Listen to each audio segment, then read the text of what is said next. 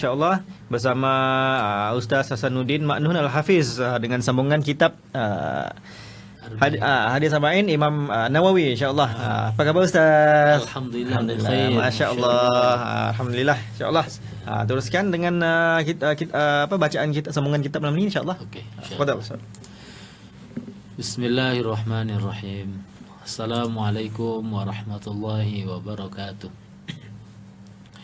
Innal hamdalillah nahmaduhu wa nasta'inuhu wa nastaghfiruh wa nu'minu bihi wa natawakkalu alayhi wa na'udzu billahi min shururi anfusina wa min sayyiati a'malina wa na'udzu billahi min shururi anfusina wa min sayyiati a'malina wa na'udzu billahi min shururi anfusina wa min sayyiati a'malina may yahdihillahu fala mudilla lahu wa may yudlilhu fala hadiyalah.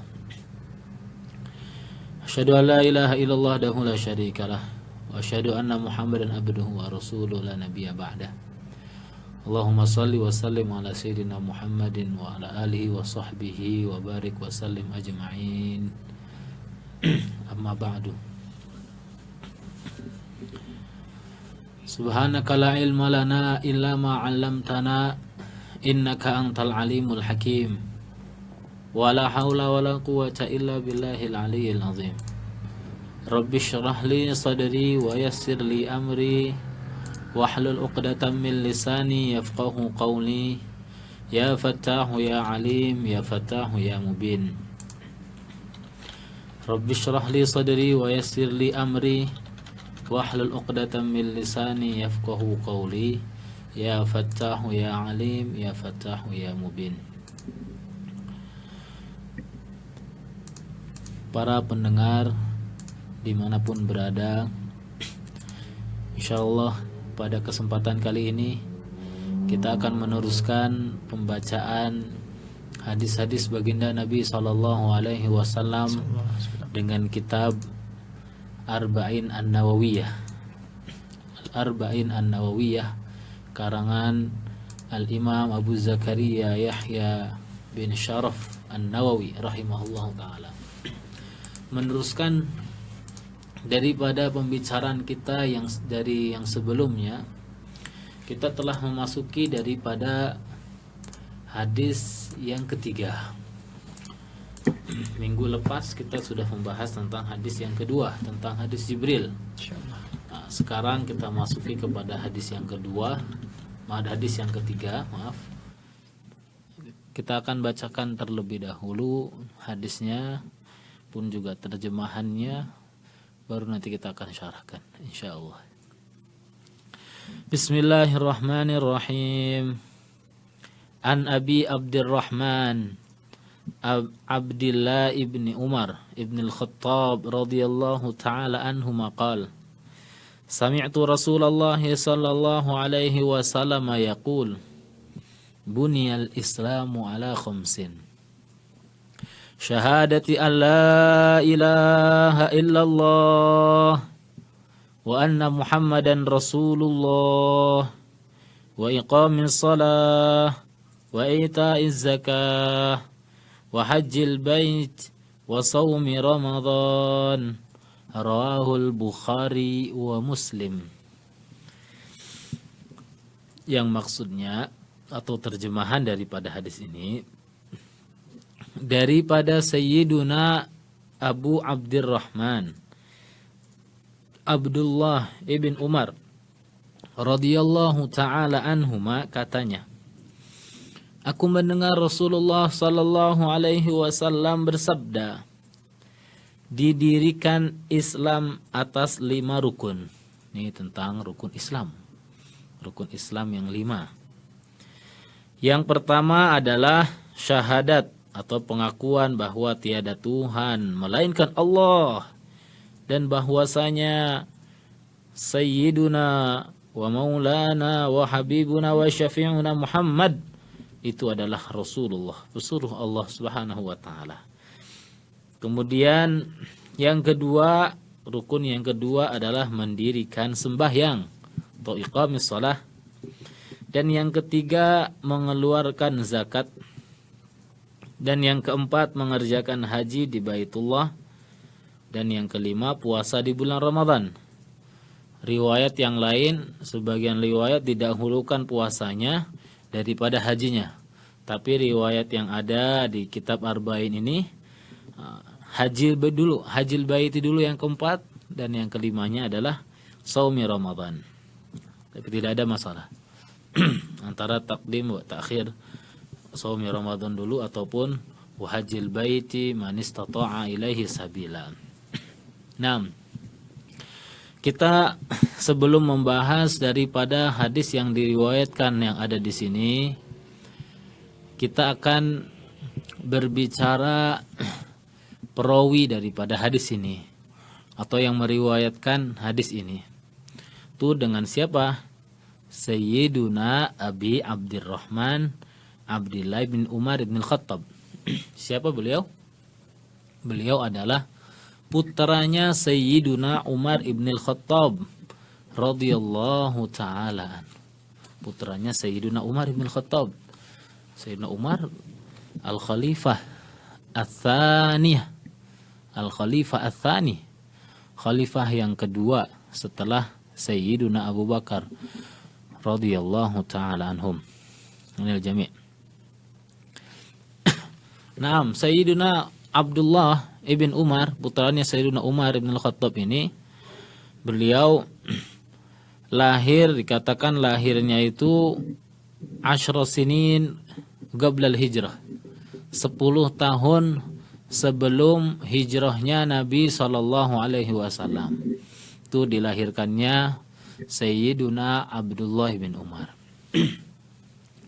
Kalau dilihat daripada sejarah Sayyiduna Abdullah bin Umar, ini beliau termasuk daripada kalau dijuluki dengan para sahabat itu, Sayyiduna Abdullah bin Umar adalah asyadun nasi tatabbu'an li athari Rasulullah, atau asyadun nasi tamassukan bi athari Rasulullah sallallahu alaihi wasallam. Sayyiduna Abdullah bin Umar adalah orang yang paling keras, orang yang paling berpegang teguh dengan sunnah-sunnahnya Rasulullah sallallahu alaihi wasallam. Itu gelaran daripada Sayyiduna Abdullah bin Umar. Nah, sebelumnya Sayyiduna Abdullah bin Umar ini beliau masuk Islam bersama ayahnya di kota Makkah. Itu dengan Sayyiduna Umar. Kemudian beliau ikut berhijrah juga bersama ayahnya ke kota Madinah. Nah, ketika zaman Nabi SAW, Sayyiduna Abdullah bin Umar radhiyallahu ta'ala anhuma, beliau ini termasuk min sighari sahabah, dari sahabat yang kecil daripada usianya, tapi dari segi keilmuannya Masya Allah jangan dibicarakan. Nah, ketika itu termasuk min sighari sahabah. Kalau dikategorikan dengan ilmu mustalahnya, Sayyidina Abdullah bin Umar itu min sighari sahabah, sahabat kecil. Nah, dari segi usianya. Cerita beliau ini kecil waktu pada tahun kedua Hijriyah itu terjadi perang, namanya Perang Badar. Tahun kedua Hijriyah terjadi Perang Badar. Maka Sayyiduna Abdullah bin Umar ini beliau ingin ikut. Wah, Masya Allah. Walaupun masih kecil tapi ingin ikut. Nak juga ikut perang. Nah, zaman kita sekarang mana ada ini. Zaman anak kecil 10 tahun 12 tahun itu masa-masa bermain, kelaka, simbang kemana-mana, main dengan handphonenya, dengan gamenya, dengan PlayStationnya dan lain sebagainya. Ini dengan Sayyiduna Abdullah bin Umar, walaupun kecil tapi semangat untuk berjihad, semangatnya dalam Islam tidak bisa dibandingkan. Pada tahun kedua terjadi perang Badar, Sayyiduna Abdullah bin Umar ingin ikut perang. Maka Nabi SAW tidak mengizinkannya. Kenapa? Karena kecil. Karena kecilnya ini belum termasuk usianya belum memadai, maka Nabi SAW tolak. Kemudian setelah ditolak tahun berikutnya, berarti tahun kedua, setelah itu tahun ketiga. Tahun ketiga Hijriyah ini terjadi lagi perang tuh dengan yang namanya perang Uhud. Perang Uhud sejarah sangat, ini perang yang sangat berperan sekali dalam sejarah, yang sangat masyhur sekali dalam sejarah perang Uhud. Di Bukit Uhud terjadinya yang hampir-hampir ketika itu kaum muslimin terkalahkan dengan orang-orang kafir Quraisy yang ketika itu dipimpin kafir Quraisynya oleh Abu Sufyan dan sebagai Amirul Fursan, sebagai panglima kudanya itu dengan Khalid bin Walid ketika itu belum masuk Islam. Ini di perang Uhud. Maka Sayyidina Abdullah bin Umar pun nak ikut juga. Ingin ikut, izin kepada Rasulullah SAW, ya Rasul ingin ikut. Nabi pun tolak juga. Nabi tidak izinkan Sayyidina Abdullah bin Umar. Di perang Badar tidak boleh ikut. Di perang Uhud tidak boleh ikut juga. Nah setelahnya ada tahun berikutnya, 2 tahun setelahnya, berarti tahun ketiga, tahun kelima. Tahun kelima itu terjadi perang yang namanya Perang Khandaq. Apa itu Perang Khandaq? Perang Khandaq yang buat parit tuh.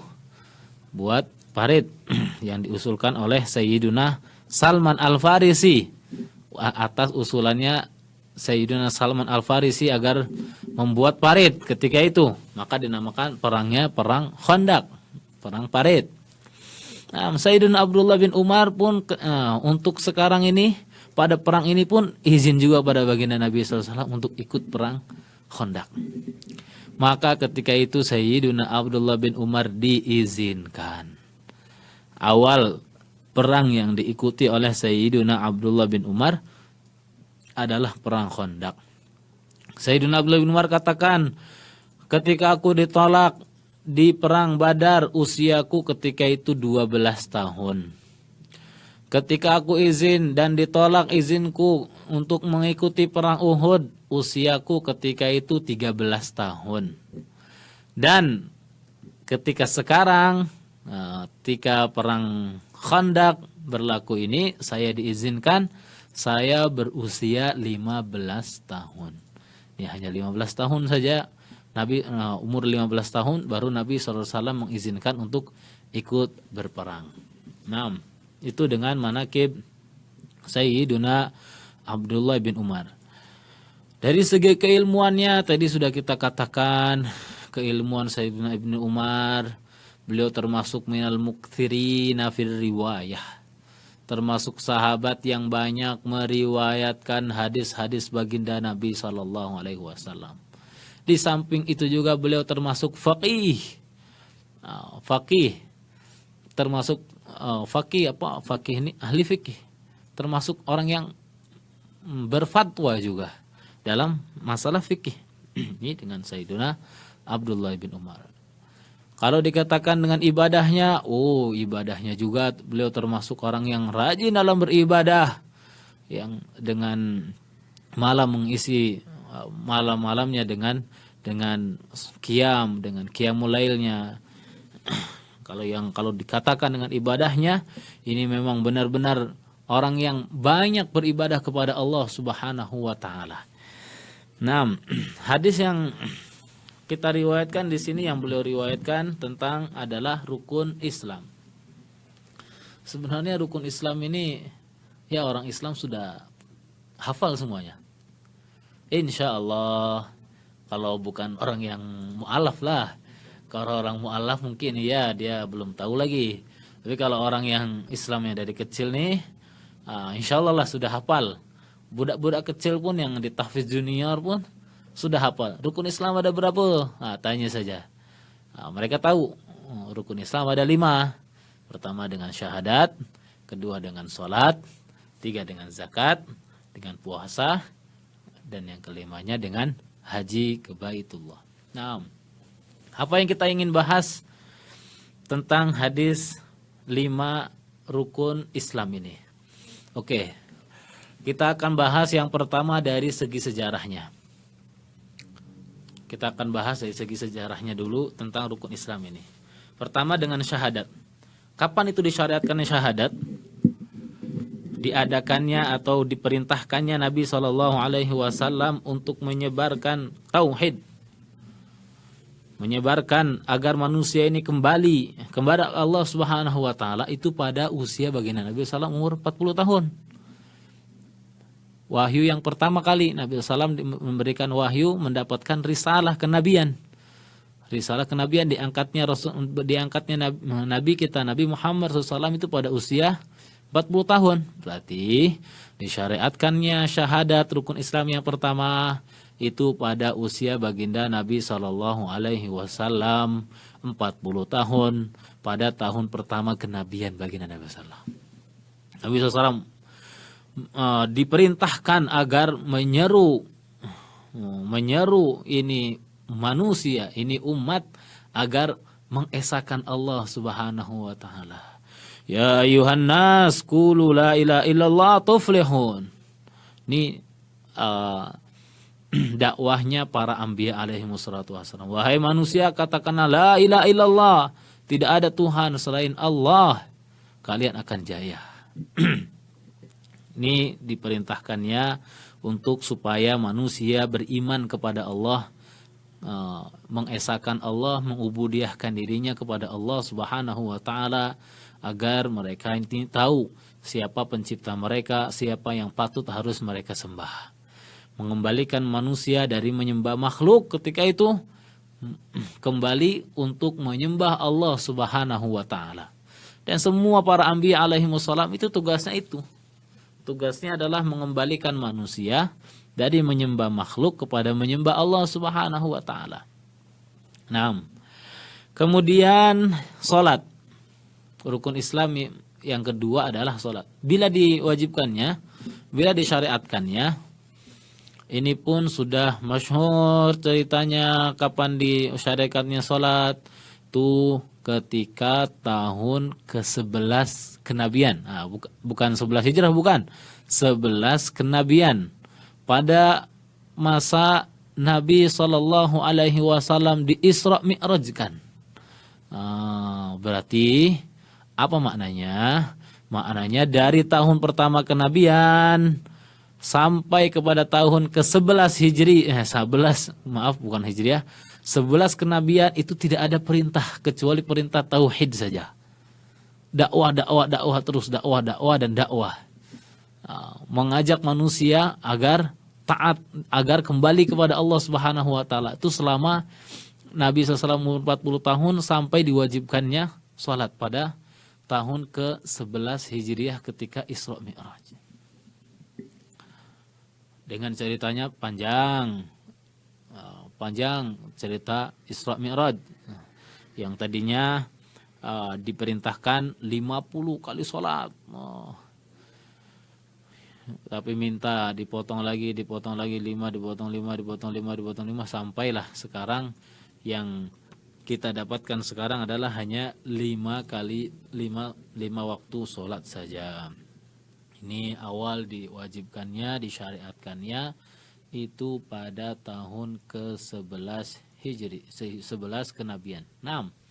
Kemudian setelah itu sholat, setelahnya adalah zakat. Bila diwajibkannya zakat belum ada lagi di kota Mekah. Ini zakat adanya, diwajibkannya ini setelah Nabi SAW hijrah. Pada tahun kedua Hijriyah baru diwajibkannya zakat. Sebelumnya itu puasa. Dikatakan puasa itu pada bulan, diwajibkannya pada bulan Sya'ban. Maksudnya disyariatkannya itu pada bulan Sya'ban. Kemudian untuk mengerjakannya pada bulan Ramadan. Nah, setelah itu baru kewajiban zakat. Jadi selama itu pun belum ada juga perintah-perintah yang lain selain sholat. Baru setelahnya adalah zakat dan puasa ini menyusul setelah tahun kedua Hijriah, setelah Nabi SAW hijrah dari kota Mekah menuju kota Madinah. Setelah 2 tahun setelahnya Nabi SAW di kota Madinah baru diturunkannya, disyariatkannya zakat dan juga puasa. Kemudian setelahnya haji. Bila diwajibkannya, bila disyariatkannya untuk berhaji ini, disyariatkannya itu bersamaan dengan diwajibkannya hijab. Memakai hijab bagi perempuan itu pada tahun ke-5 Hijriyah. Tuh haji. Haji diwajibkannya atau disyariatkannya haji itu pada tahun ke-5 Hijriyah. Apakah Nabi langsung hijrah apakah Nabi SAW langsung berhaji? Tidak. Nabi SAW seumur hidupnya berhaji hanya 1 kali saja. Bila Nabi SAW berhaji itu ketika Hajjatul Wada'.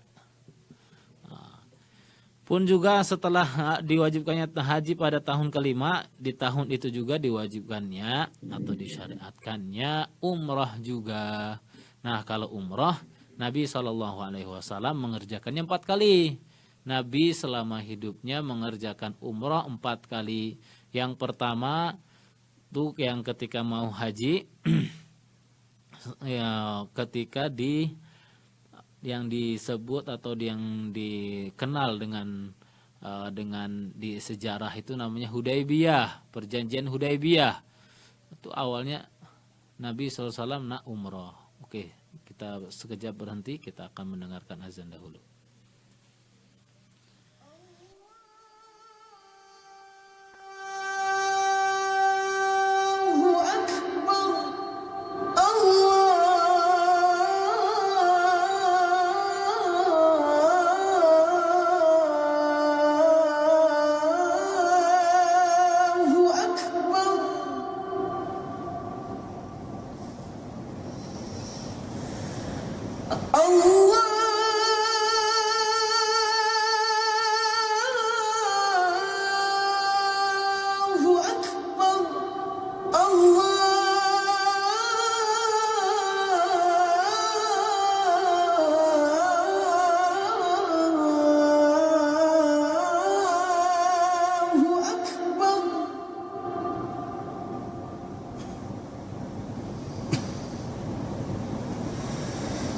أشهد أن لا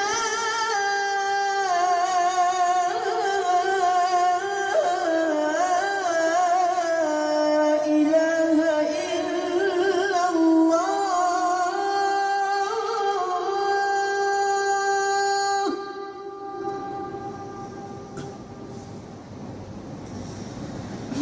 أشهد أن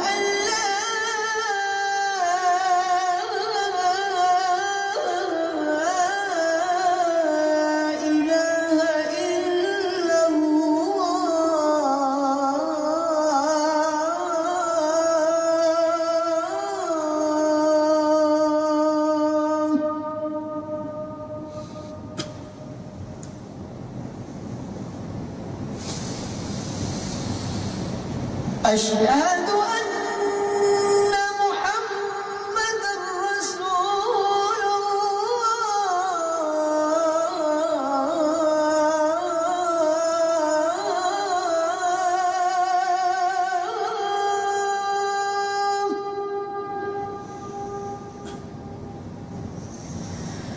أشهد أن محمدًا رسول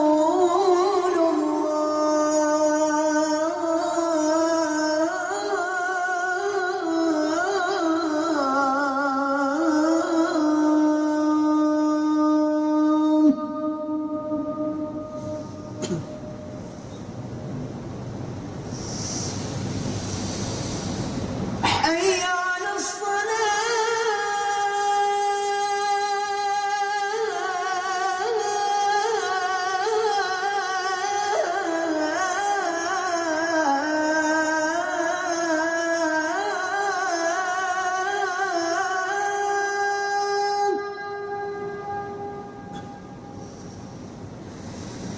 حي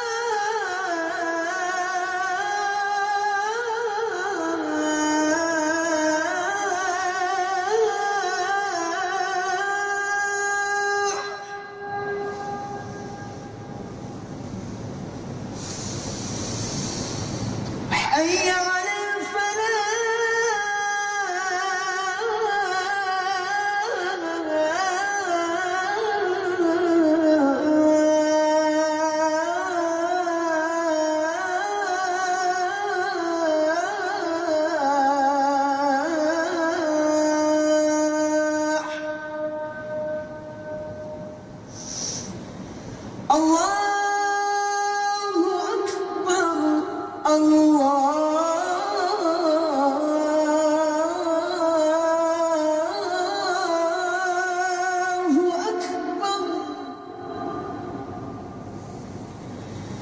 La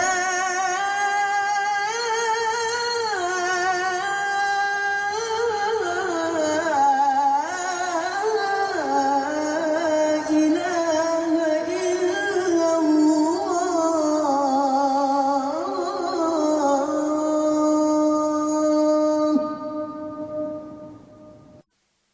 بسم الله الرحمن الرحيم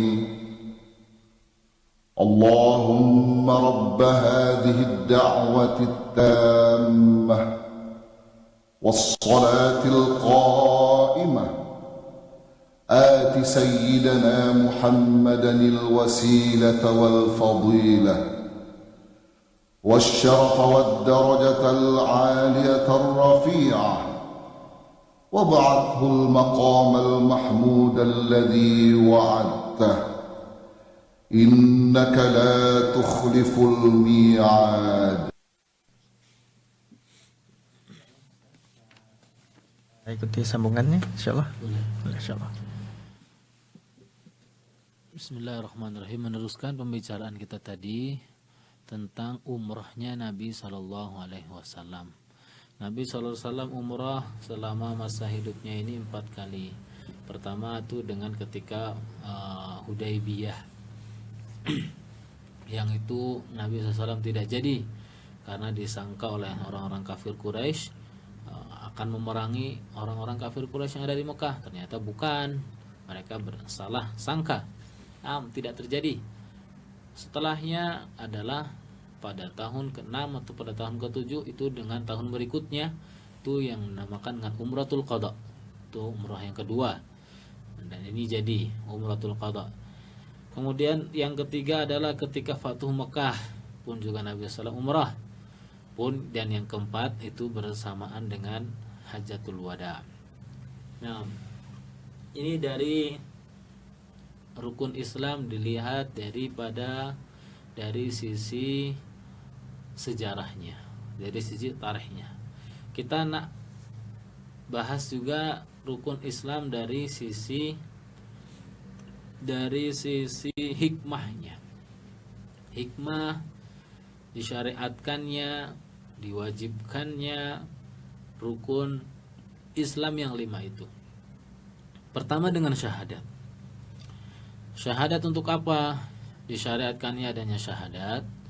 Ini adalah untuk mengetahui, supaya manusia ini tahu siapa yang patut disembah, supaya manusia ini tahu siapa yang harus dia ubudiyahkannya, supaya manusia ini tahu siapa yang harus dia imaninya.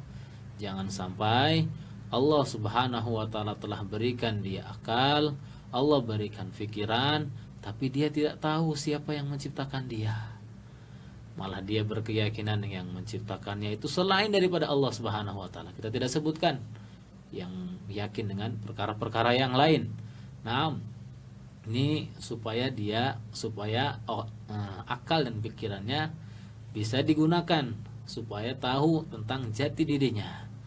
Man arafa nafsa arafa rabbah. Siapa yang tahu jati dirinya, dia akan tahu Allah. Dia akan tahu siapa Rabbnya. Siapa itu Allah Subhanahu wa taala. Itu pertama, hikmah disyariatkannya adalah syahadat. Kemudian salat, hikmahnya apa? Diwajibkannya salat. Ketika Allah Subhanahu wa taala menciptakan ini hamba, menciptakan ini manusia, maka manusia ingin dia bermunajat kepada Allah. Dia ada tali penghubung yang menghubungkan antara makhluk dengan sang Khaliknya, antara yang diciptakan dengan sang penciptanya. Maka Allah Subhanahu wa taala jadikan salat itu adalah sebagai mi'rajnya orang-orang yang beriman. Apa itu mi'raj? Hubungan dia dengan Allah. Wusulnya seorang hamba kepada Allah itu dengan salat. Sehingga Nabi SAW katakan as-salatu mi'rajul mu'minin. Salat adalah mi'rajnya, penghubung antara dia dan juga Allah Subhanahu wa taala. Kemudian zakat, diwajibkannya zakat ini untuk apa? Kalau salat tadi supaya ada hubungan antara dia dengan Allah Subhanahu wa taala, tapi kalau zakat ini supaya ada hubungan baik dengan manusia. Ketika seseorang Allah Subhanahu wa taala berikan dia harta, diberikan dia kekayaan, diberikan dengan fasilitas dunia, tapi dia tidak ada kepedulian dengan orang lain, maka orang lain pun akan berhasud, sehingga akan terjadilah penghasudan, sehingga akan terjadi kemungkaran. Tapi ketika orang kaya tadi, orang yang Allah SWT berikan harta, dia keluarkan zakatnya, maka akan hilang itu rasa hasud daripada orang lain. Sehingga terjalinlah hubungan baik antara dia dan juga orang-orang lain, antara orang-orang yang sekitarnya. Maka diwajibkannya zakat. Zakat bagi orang-orang kaya diberikan kepada orang-orang yang fakir, orang-orang yang tak ada uang, orang-orang yang tidak berkemampuan, supaya bukan hanya dia saja yang menikmati kekayaannya, tapi orang lain pun boleh menikmati kekayaan yang dia miliki, yang pada hakikatnya itu daripada Allah Subhanahu wa taala. Kemudian puasa, hikmah diwajibkannya puasa ini untuk apa? Hikmah diwajibkannya puasa sudah jelas, ayat yang berbunyi, ayat yang memerintahkan untuk kita berpuasa. Faqala ta'ala, ya ayyuhalladzina amanu kutiba alaikumus siyamu kama kutiba alal ladzina min qablikum la'allakum tattaqun. Nih, hikmah diwajibkannya puasa, disyariatkannya puasa, supaya ini hamba-hamba Allah, supaya ini manusia ini menjadi hamba-hamba yang bertakwa. La'allakum tattaqun, supaya kita menjadi manusia yang bertakwa kepada Allah Subhanahu wa taala. Sehingga diwajibkannya puasa karena tidak ada orang yang tahu akan apakah dia ini berpuasa atau tidaknya kecuali antara dia dan juga Allah Subhanahu wa taala. Tuh, supaya orang ini menjadi benar-benar bertakwa, tahqiqut takwa kalau dengan bahasanya. Membenarkan apakah orang ini bertakwa atau tidaknya itu dengan puasa, disyariatkannya atau diwajibkannya puasa. Kemudian haji, diwajibkannya atau disyariatkannya haji untuk apa? Untuk melihat kesempurnaan seorang hamba, kesempurnaan manusia, apakah benar-benar dia patuh, apakah benar-benar dia ini taat kepada Allah Subhanahu wa taala atau tidak. Ini dilihat daripada diwajibkannya haji. Karena kalau misalkan secara akal kan yang namanya haji dengan rukun hajinya dengan sa'i baina Safa wal Marwah hanya sekedar, kalau dengan secara zahirnya hanya sekedar ulang alik ya, dengan bahasa balak-balik dari Safa ke Marwah. Kalau Ramyul Jimar hanya sekedar melempar daripada batu, hanya itu secara zahirnya, tapi itu hakikatnya itu adalah perintah daripada perintah-perintah Allah Subhanahu wa taala yang menguji akan benar tidaknya keimanan seorang hamba ini, benar tidaknya patuh dan tunduknya manusia ini kepada Allah Subhanahu wa taala dan tidak mengedepankan akal pikirannya. Dia memang benar-benar ubudiahnya kepada Allah Subhanahu wa taala. Ini kalau dilihat daripada segi hikmahnya.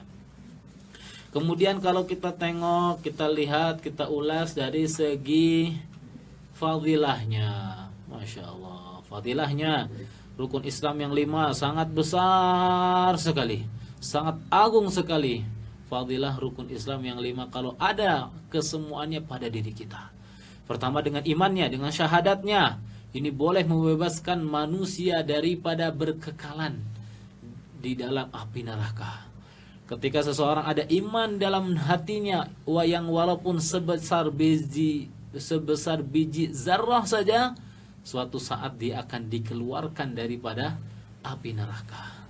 Tapi ketika seseorang tidak ada iman di dalam hatinya, dia mati dalam keadaan kufur, waliyazubillah. Dia mati dalam keadaan mensyirikkan Allah, menyekutukan Allah Subhanahu wa taala, wal iyadzu billah. Kita berlindung kepada Allah daripada syirik. boleh mengekalkan dia daripada api nerakanya Allah Subhanahu wa taala. Maka janji Allah Subhanahu wa taala, janji baginda Nabi sallallahu alaihi wasallam, "Man kana akhiru kalamihi la ilaha illallah dakhalal jannah." Orang yang mampu di akhir hayatnya mengucapkan kalimat la ilaha illallah, jaminannya adalah langsung cash, langsung dia masuk surganya Allah Subhanahu wa taala. Kita meminta kepada Allah agar boleh Allah Subhanahu wa taala matikan kita dalam mengucapkan kalimat tersebut. Amin. Kemudian dengan fadilah salat. Masya Allah, Nabi SAW katakan, as-salatu khairum maudu'. Salat adalah sebaik-baiknya perintah yang diturunkan untuk manusia. Karena apa? Kalau kita tengok, daripada semua perintah-perintah yang Allah Subhanahu wa taala perintahkan kepada hambanya, yang Allah Subhanahu wa taala perintahkan kepada semua manusia, kepada umat ini, kepada umat baginda Nabi SAW secara khusus, tidak ada perintah yang langsung Allah Subhanahu wa taala jemput baginda Nabi SAW untuk menghadapnya kecuali perintah salat. Itu dengan ketika Isra Mi'raj. Semua perintah-perintah lain itu melalui malaikat Jibril, melalui wahyu. Berbeza dengan perintah salat yang Allah SWT langsung jemput, langsung Allah SWT panggil tuh Rasulullah SAW menghadap ke Allah Subhanahu wa taala ketika itu. Jadi namanya salat ini adalah as-salatu khairum maudu'. Dan salat ini adalah awal. Ini awal yang akan dihisab daripada seorang hamba adalah salatnya. Ketika salatnya bagus, idza saluhat sairu amalih. Apabila salatnya dia bagus itu maksudnya apa? Bagus itu apa yang dimaksud dengan bagus? Bagus maksudnya dia jaga salatnya, dia penuhi rukun syaratnya, dia senantiasa continue dalam mengerjakannya, tidak pernah ketinggalan, tidak pernah terluputkan. Tuh, apabila dia bagus salatnya, saluhat sairu amalih, maka semua amal-amalnya akan dihitung bagus juga. Tapi wa idza fasadat, kalau rusak, salatnya rusak, maksudnya rusak itu bagaimana? Dia tidak pernah mengerjakan salat. Boleh juga diartikan dengan dia rusak itu maksudnya dia tidak menyempurnakan rukun dan juga syaratnya. Salat itu pun juga termasuk rusak. Maka fasadat sairu amali. Semua amalnya pun akan menjadi rusak. Maka diibaratkan oleh ulama kita juga pun juga Nabi dengan lisan baginda Nabi sallallahu alaihi wasallam, as-salatu wi'aul amal. Salat ini adalah wadah daripada amal. Ketika wadahnya ini bagus, maka semua amal-amal boleh tertampung dalam wadah itu. Tapi ketika wadahnya ini rusak, maka semua amal-amal tidak boleh tertampung ke dalam tempat itu. Itu dengan fadilah salat. Pun juga salat ini adalah pembeza antara seorang hamba dengan kesyirikan. Ketika seseorang sudah berani meninggalkan salat, bukan kesyirikan, kekufuran antara seseorang dengan kekufuran. Ketika seseorang berani meninggalkan salat, maka sudah akan terperangkap dia ke dalam kekufuran. Wal iyazubillah, kalau dia meninggalkan salat ini karena jahidan biwujubi. Orang yang meninggalkan salat karena dia ini menentang kewajiban salat. Untuk apa salat? Macam itu dia mengatakan, itu boleh menghantarkan dia kepada kekufuran. Kalau meninggalkan salatnya karena malas, saya malas ngapain salat nih, saya sibuk, saya busy, sibuk dengan pekerjaannya, sibuk dengan perdagangannya, sibuk dengan apanya saja, itu boleh menghantarkan dia ke dalam kefasikan. Nah, itu dengan fadilah dan juga ancaman salat. Kemudian dengan zakat. Fadilahnya, zakat ini fadilah daripada zakat adalah pun juga sebagai pembersih daripada harta-harta kita. Ini boleh menjadi keberkahan daripada harta kita. Ketika harta yang Allah Subhanahu wa taala Allah berikan kepada kita ini tidak dizakati, maka seakan-akan kita ini ada perkara-perkara yang kita makan bukan hak kita. Kalau kita memakan bukan hak kita, berarti makan perkara-perkara yang haram. Tuh, maka diwajibkannya zakat sebagai pembersih daripada harta-harta kita.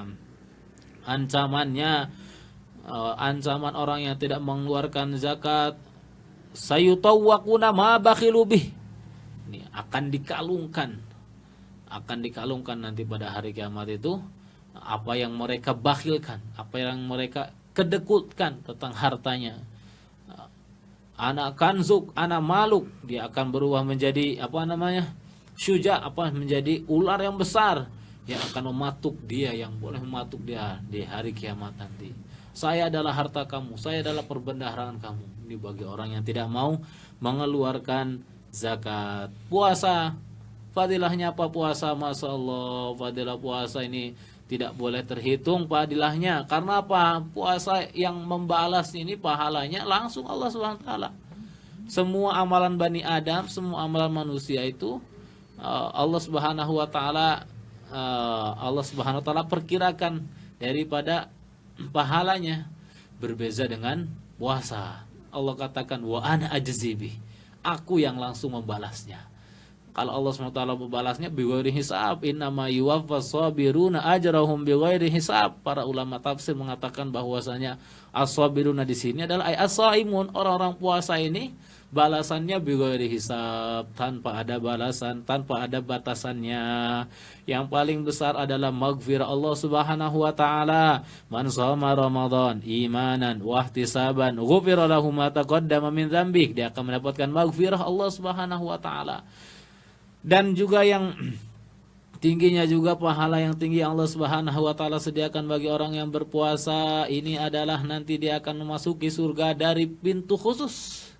Memiliki pintu khusus yang dinamakan dengan pintu Babur Rayyan, dengan pintu Ar-Rayyan, yadkhulu minhu shaimun, yang boleh hanya dimasuki Babur Rayyan itu hanya boleh dimasuki orang-orang yang berpuasa sahaja.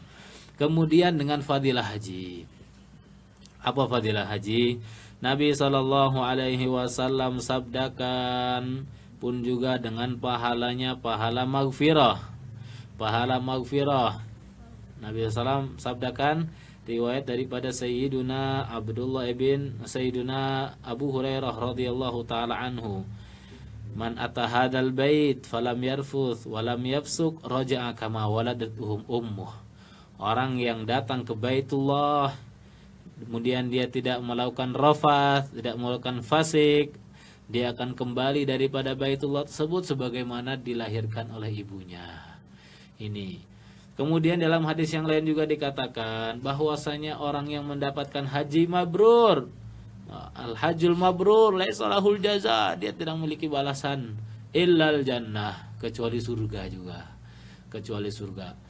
Nah, ancamannya apa? Ancaman orang yang tidak mau tidak mau berangkat haji padahal dia mampu, orang kaya, konglomerat, dia jutawan kalau dengan bahasanya, ataupun dia ini miliarder. Nah, miliarder ini orang yang uangnya ini miliaran. Nah, kalau jutawan uangnya ini atau hartanya ini ya juta-jutaan gitu. Naam. Tapi dia tidak mau juga untuk berangkat haji padahal dia mampu. Uangnya ada, keamanannya ada, segalanya ada, semuanya fasilitas menunjang semuanya. Dia tidak mau juga untuk melakukan haji. Maka jangan salahkan kalau dia nanti mati dalam keadaan Yahudi atau Nasrani. Ini rukun Islam dilihat daripada sisi fadilah dan juga ancamannya. Pertama tadi dari sisi sejarahnya, yang kedua dari sisi hikmahnya, yang ketiga dari sisi fadilah dan juga ancamannya. Semoga Allah Subhanahu wa taala memberikan kepada kita untuk boleh melakukan lima kerukun Islam ini. Allah tidak akan matikan, kita berharap pada Allah, Allah tidak akan matikan kita sebelum kita menyempurnakan rukun Islam yang 5 ini. Boleh kita untuk meninggalkan dunia ini dalam keadaan setelah sempurna rukun Islam telah kita kerjakan semuanya. Karena dikatakan bahwasanya rukun Islam ini adalah bagaikan pondasi rukun-rukun Islam ini bagaikan daripada tiang-tiang kemah, 5 tiang kemah yang kalau satu kemah, satu tiang saja ini tidak ada, maka kemah itu akan sengit, miring. Pun juga rukun Islam ini adalah tiang-tiang daripada agama ini. Kalau satu saja tidak kita lakukan, seakan-akan belum sempurna lagi keislaman kita. Maka kita senantiasa berharap kepada Allah agar Allah Subhanahu wa taala memberikan taufik, memberikan inayah, memberikan semua yang Allah Subhanahu wa taala kuasakan kepada kita, kekuatannya, kemampuannya untuk boleh melakukan semua rukun Islam yang 5 ini, sehingga kita memang masuk Islam ini memang kafah. Dukhul fi silmi kafah, kita masuk Islam ini secara kafah, jangan sampai hanya setengah-setengah saja. Salat hanya 3 waktu saja, Masya Allah, salat 5 waktu bang, 3 waktu saja. Ada lagi salat yang 1 waktu saja. Lebih parah lagi, ada yang salat hanya sekali saja dalam setahun, itu dengan salat idainnya saja. Nah, ini kita tidak mau macam itu. Kita ingin masuk Islam ini secara kafah. Syahadatnya iya, salatnya memang sempurna, puasanya sempurna, hajinya pun sempurna, dan juga zakatnya pun kita tunaikan dengan secara sempurna. Hadza wallahu taala alam wa ilmuhu atam wala ilma illa ma 'allam. Insyaallah. Ustaz minta doa sikit untuk kita semua di MDS Media, insyaallah. Doa khusus, masya-Allah. Doa khusus. Masya-Allah. Setiap yang kita bawa Ustaz Zain datang, kita minta doa sikit, insyaallah. A'udzu billahi minasyaitonir rajim. Bismillahirrahmanirrahim. Alhamdulillahirabbil alamin wassalatu wassalamu ala asyrafil anbiya'i wal mursalin wa ala alihi wa sahbihi ajma'in. Rabbana zalamna anfusana wa illam taghfir lana wa tarhamna lanakunanna minal khasirin. La ilaha illa anta subhanaka inna kunna minadh dhalimin. Allahumma inna nas'aluka mujibati rahmatik wa azaima maghfiratik والسلامة من كل إثم والغنيمة من كل بر والفوز بالجنة والنجاة من النار والعفو عند الحساب. اللهم لا تدع لنا في مقامنا هذا ذنبا إلا غفرته ولا هما إلا فرجته ولا كربا إلا نفسته ولا مريضا إلا شفيته ولا ضالا إلا هديته ولا جاهلا إلا علمته ولا مسافرا إلا بلغته ولا صبيا إلا ربيته ولا أعزبا إلا زوجته ولا دينا إلا قضيته ولا عسيرا إلا يسرته ولا فقيرا إلا أغنيته ولا عيبا إلا سترته ولا حاجة من حوائج الدنيا والآخرة هي لك رضا ولنا فيها صلاح إلا قضيتها ويسرتها برحمتك يا أرحم الراحمين إلا قضيتها وعنت على قضائها يا أرحم الراحمين. ربنا تقبل منا إنك أنت السميع العليم تب علينا إنك أنت التواب الرحيم. يا ميسر كل عسير ويا جابر كل كسير ويا مأمن كل مخيف ويا صاحب كل فريد ويا ميسر كل عسير يسر علينا كل عسير فتيسير العسير عليك يسير.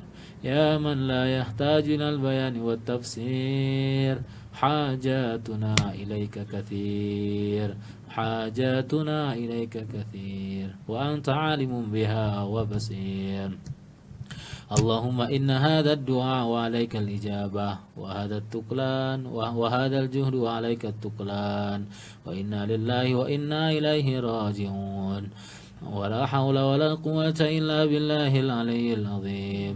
اللهم إن هذا دعاءنا كما أمرتنا فاستجب لنا كما وعدتنا برحمتك يا أرحم الراحمين. ربنا آتنا في الدنيا حسنة وفي الآخرة حسنة وقنا عذاب النار. وصلى الله على سيدنا محمد وعلى آله وصحبه أجمعين بفضل سبحان ربك رب العزة عما يصفون وسلام على المرسلين والحمد لله رب العالمين. Alhamdulillah. Minna wa minkum taqabbal. Alhamdulillah, sebentar tadi kita telah pun mengikuti sambungan bacaan kitab Hadis Arba'in Imam Nawawi. InsyaAllah minggu hadapan kita akan berjumpa lagi di masa dan waktu yang sama, hari Rabu selepas solat fardu maghrib ataupun lebih tepat 7.15 malam, InsyaAllah bersama dengan saya Adli dan juga Ustaz Hasanuddin Ma'nun Al-Hafiz. InsyaAllah kita akan berjumpa lagi minggu depan. Assalamualaikum warahmatullahi wabarakatuh. Waalaikumsalam.